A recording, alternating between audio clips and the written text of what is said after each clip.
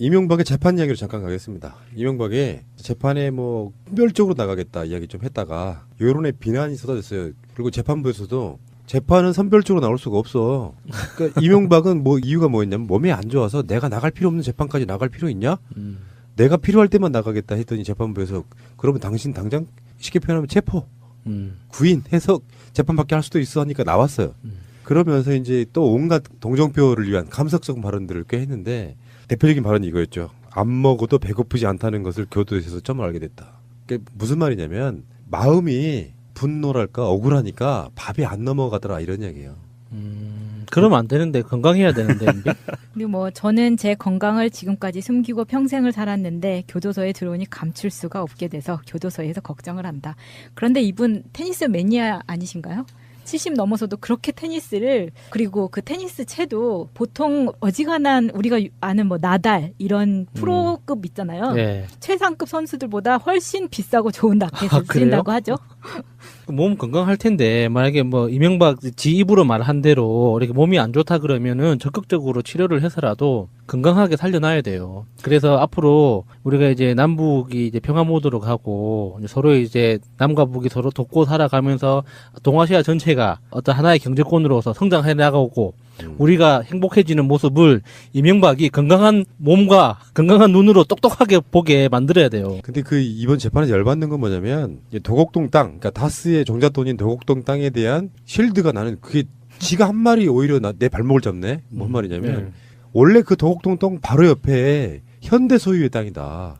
그런데 내가 어떻게 바로 옆에 땅을 사냐라고 말했는데 나는 그 말이 정반대로 들리더라고. 그러니까는. 아니 자기가 현대건설 사장과 회장을 했던 바로 그 아파트를 지은 공간에 바로 옆에 자기 친형과 자기 동생, 그러니까 자기랑 상관없는 땅이 바로 옆에 사줬다는 것 자체가 이해가 돼? 그러니까 못 먹고 못 자니까 지금 완전히 실수한 것 같아요. 그러니까 이게 말이 안 되는 거라고. 이게 국민들이 누가 믿겠어요? 미친 새끼라는 소리밖에 더 듣겠냐고. 이런 내부 사양을 잘 아니까 산 거겠죠. 그렇죠. 아니 그러니까 누가 봐도 현대건설의 땅에 바로 옆에 친형이 땅을 샀는데 나는 모르는 일이다. 여기 논리적으로 말이 되냐고. 범죄 드라마를 보면 이런 이야기가 나와요. 범인들이 살인 사건을 이렇게 사람을 죽이고요. 그 다음날 현장이 어떤지 한번 들렀다가 체포되는 경우가 있어요. 그러면 이런 얘기를 합니다. 아니 내가 범인이면 거기를 또 왜 왔겠습니까? 그런데 범인은 거기를 다시 오거든요. 항상 생리적으로. 그런데 이명박도 마찬가지예요. 아니 현대건설과 내가 회장 사장으로 있는 현대건설이 소유하고 있는 땅 옆에 붙어있는 땅을 미쳤다고 내가 사겠습니까? 우리 형이 샀어요. 그게 내 땅이에요. 아니 이거를 뭐란 얘기예요 지금 도대체. 그러니까 이것도 논리적으로 전혀 말이 안 되는 소리예요. 말이 안 돼요. 자기들 형제지간에 의절하고 살아서 내가 아무 상관없는데 바로 옆에 우리 형이 땅을 샀다고 말하는 게 이게 상식적으로 말이 되냐고. 그러면 의절하고 살았던 형의 회사 법인카드를 마음대로 쓰면서 그러니까. 이상한 집안이네.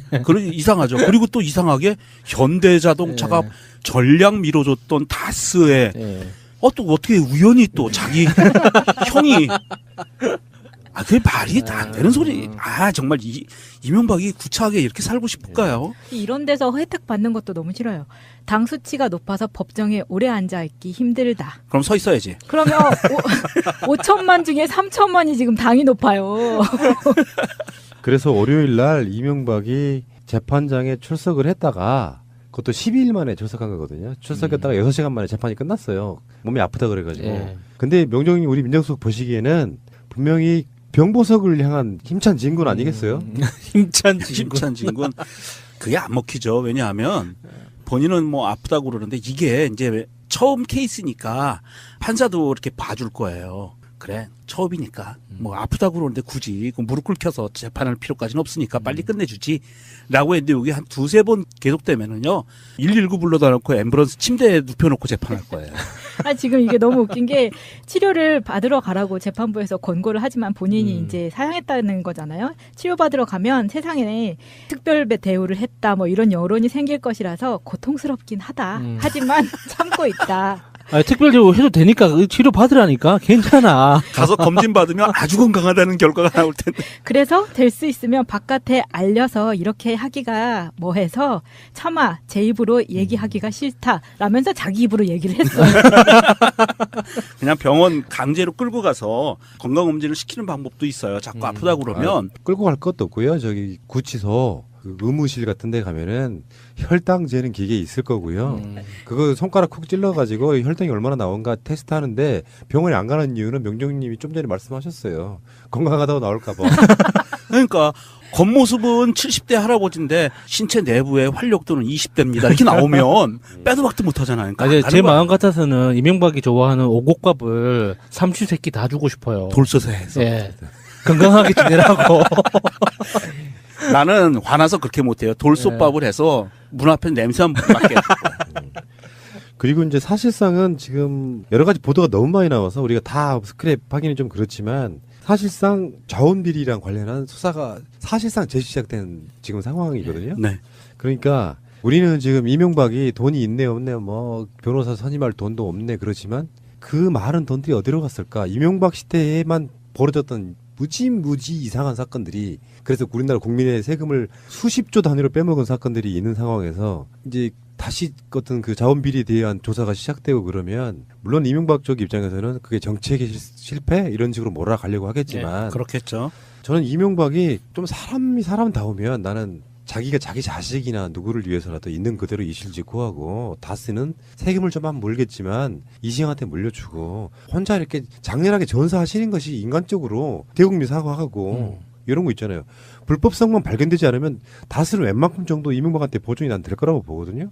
편법인 것은 법률적으로 다툴 수 있지만 그럴 때 이명박이 자기가 어떤 전직 대통령으로서 잘못한 부분을 솔직히 이실직고하는 것이 난 가장 현명한 방법이라고 생각하고 제일 많은 돈을 남겨 먹을 수 있는 그렇죠. 효과적인 방법이죠. 이명박이 이실직고하고 한 28년형 정도만 받으면 이시영은 행복해요. 얼마나 행복하겠어. 그리고 또 누구죠? 이명박하고 그 동거인으로 돼 있는 연세 드신 여자분. 김인홍. 김인옥 씨. 그분도 동거. 아주 해피하게 살 수 있어요. 남은 여생을. 물론 그분도 처벌받겠지만 뭐 처벌받아봐야 몇 년 안 받을 거예요. 김인옥 씨는. 이명박은 그걸 노리는 거 아닐까요? 배 아파서. 아니 그러니까 다 죽자. 다 죽자. 나만 죽을 수 없다. 저렇게까지 이야기하는 거 보면 진짜로 다스가 이명박이 아닌가 보다를 노리는. 바보요. 나는 나 같으면 나 그 돈 포기 못해. 난 차라리 내가 잘못했어요. 그리고 그 돈 포기 못하거든. 지금 이시영이 얼마나 조마조마하겠어요. 조마조마하죠. 그러니까 이명박이 노릴 수 있는 최대 어떤 기대치는 처음에 왜 박근혜가 이제 국정농단으로 들어가고 재판 받고 그러면서 스멀스멀 기억들 나시겠지만 다스는 누구 겁니까? 하는 그런 분위기가 막 일어나면서 검찰이 수사를 제대로 시작해서 몇 개월 만에 이명박이 감옥에 이제 구치소에 딱 갇힌 상태까지 어떤 태세 전환하기까지 굉장히 시간이 오래 걸렸을 거예요. 네. 그러니까 검찰이 자기를 데리러 올 때까지만 해도 내가 뭐 설마 그게 좀 희한하죠. 그 마인드. 그러니까 지가 도곡동이나 대치동 사무실 같은 데 나와서 막 한번 성명도 발표하고 뭐 그때 바레인 갔다 오면서 발표하고 막 이런 것들 속에는 그때까지만 자신만만했어요. 나는 안 걸려. 근데 지금 갇힌 상황에서 어떤 식으로 마인드가 바뀌었을지 모르겠지만 이명박 스스로가 정말 머리 똑똑한 사람이라고 보면 내가 여기서 빠져나가기 힘들겠구나 라고 보면은 그래도 자유를 찾을 수 있는 몸은 뭐 이를테면 뭐 병보석 또는 수년 후에 있을 사면 예. 이 두 가지밖에 기대할 게 없어요. 그러니까 지금 어떤 국민적으로 동정론에 호소하는 바가 있지만 그걸 화답해주는 댓글이 있냐고요. 화답해주는 사람이 없어. 이명박이 뭐라 그러면 저 연병할 새끼, 저 미친 새끼, 저 거짓말쟁이 이런 느낌이잖아. 도대체 인생을 어떻게 살았길래 박근혜만도 못하냐고. 그러니까 시민지어는 자기 따까리였던 홍준표보다 지지율이 뭐 안 나오는 정도. 이명박이 지금 검찰 수사가 공식적으로 재수사가 시작되는데요. 이것은 예전에는 시민단체에서 고소고발 내용으로 이명박이 사실 지금 재판까지 간 거는 시민단체의 고소고발에 의한 검찰 수사였어요. 그런데 이번에 검찰 재수사 들어가는 건 다릅니다. 격이. 어떤 사안이냐면 산자부에서 작년부터 시작해가지고 내부 조사를 시작했어요. 자원외교에 관련된 비리에 관련된 의심이 너무 많으니까 산자부가 어떻게 이 비리에 연루가 됐는지 산자부 내부에서 조사를 해서 이게 문제가 너무 크다 싶으니까 이 문제를 갖고 검찰에 고발을 그렇지. 한 거예요. 그래서 셀프 고발을 한 거예요. 산자부가. 재수사 시작된 거예요. 예, 그래서 네.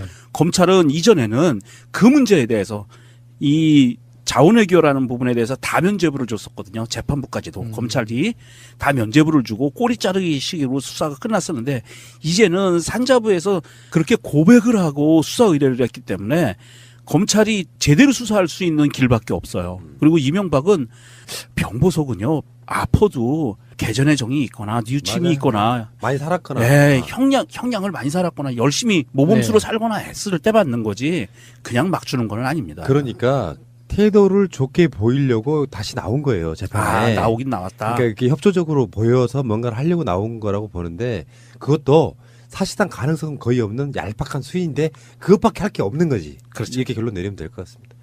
1,000만 중에 3천만이 지금 당이 높아요. 그래서 월요일 날 이명박이 재판장에 출석을 했다가 그것도 12일 만에 출석한 거거든요. 출석했다가 6시간 만에 재판이 끝났어요. 몸이 아프다 그래가지고. 예. 근데 명정이 우리 민정수석 보시기에는 분명히 병보석을 향한 힘찬 진군 아니겠어요?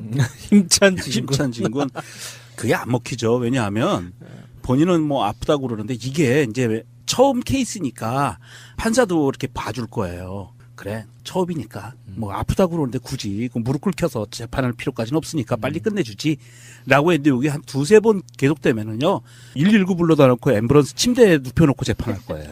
아, 지금 이게 너무 웃긴 게 치료를 받으러 가라고 재판부에서 권고를 하지만 본인이 이제 사양했다는 거잖아요. 치료받으러 가면 세상에 특별 대우를 했다 뭐 이런 여론이 생길 것이라서 고통스럽긴 하다. 하지만 참고 있다. 아니, 특별대우 해도 되니까 치료 받으라니까 괜찮아. 가서 검진 받으면 아주 건강하다는 결과가 나올 텐데. 그래서 될 수 있으면 바깥에 알려서 이렇게 하기가 뭐해서 차마 제 입으로 얘기하기가 싫다라면서 자기 입으로 얘기를 했어요. 그냥 병원 강제로 끌고 가서 건강검진을 시키는 방법도 있어요. 자꾸 아프다고 그러면 끌고 갈 것도 없고요. 저기 구치소 그 의무실 같은 데 가면은 혈당 재는 기계 있을 거고요. 그거 손가락 쿡 찔러가지고 혈당이 얼마나 나온가 테스트하는데 병원에 안 가는 이유는 명정님이 좀 전에 말씀하셨어요. 건강하다고 나올까 봐. 그러니까 겉모습은 70대 할아버지인데 신체 내부의 활력도는 20대입니다. 이렇게 나오면 빼도 박도 못하잖아요. 그러니까 아니, 안 제 가는 거야. 마음 같아서는 이명박이 좋아하는 오곡밥을 삼시세끼 다 주고 싶어요. 돌솥에 해서. 예. 건강하게 지내라고. 나는 화나서 그렇게 못해요. 돌솥밥을 해서 문 앞에 냄새만 맡게 해주고. 그리고 이제 사실상은 지금 여러 가지 보도가 너무 많이 나와서 우리가 다 스크랩 하기는 좀 그렇지만 사실상 자원 비리랑 관련한 수사가 사실상 재시작된 지금 상황이거든요. 네. 그러니까 우리는 지금 이명박이 돈이 있네 없네 뭐 변호사 선임할 돈도 없네 그러지만 그 많은 돈들이 어디로 갔을까? 이명박 시대에만 벌어졌던 무지 이상한 사건들이 그래서 우리나라 국민의 세금을 수십조 단위로 빼먹은 사건들이 있는 상황에서 이제 다시 어떤 그 자원 비리에 대한 조사가 시작되고 그러면 물론 이명박 쪽 입장에서는 그게 정책의 실패 이런 식으로 몰아가려고 하겠지만 그렇겠죠.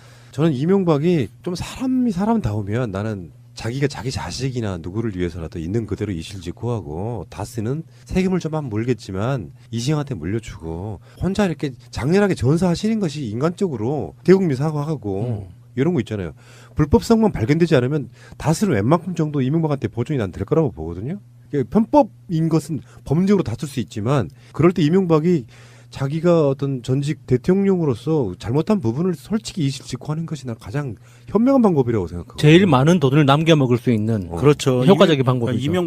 이명박이 이실직고하고 한 28년형 정도만 받으면 이시영은 행복해요.